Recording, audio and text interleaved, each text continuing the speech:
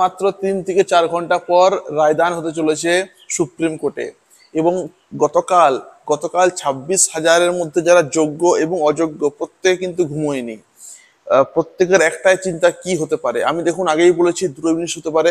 প্রথমত হতে পারে যোগ্য অযোগ্য বাছাই, কিংবা হতে পারে পুরো প্যানেলটাকে বাতিল করা যেতে পারে।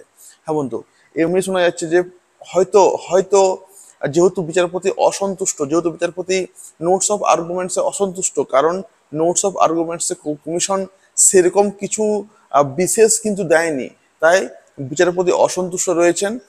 যদি তিনি পুরো প্যানেলটাকে বাতিল করে দেন তাহলে খুব খুব ক্ষতি হবে আমাদের যোগ্যদের জন্য। অযোগ্যরা তো ধরুন অসৎ পথে পেয়েছে, ওরা তো জাস্ট মানে ওরা শাস্তি পাবেই আর কি, কিন্তু ওদের জন্য যারা যোগ্যরা যাতে শাস্তি না পায়, এটাই আর কি বলার। তো দেখা যাক কি হতে চলেছে আজকে। কিন্তু একটু পরে, আর 3 থেকে 4 ঘন্টা পরে, সকাল 10টা 30-এ রায়দান হবে। প্রত্যেকে থাকুন তৈরি। আমিও স্কুলে চলে এসেছি, আমিও আজকে একটু তৈরি রয়েছি। আমি কিন্তু মাঝে মাঝে ফোন খুলবো। তো বলবো যে বেশি প্যানিক করবেন না, বেশি ভয় করবেন না। আশা করি ভালো কিছু হতে চলেছে। যোগ্যদের জন্য ভালো কিছু হয়, তার জন্য আমি ঈশ্বরকে প্রার্থনা করব। Thank you.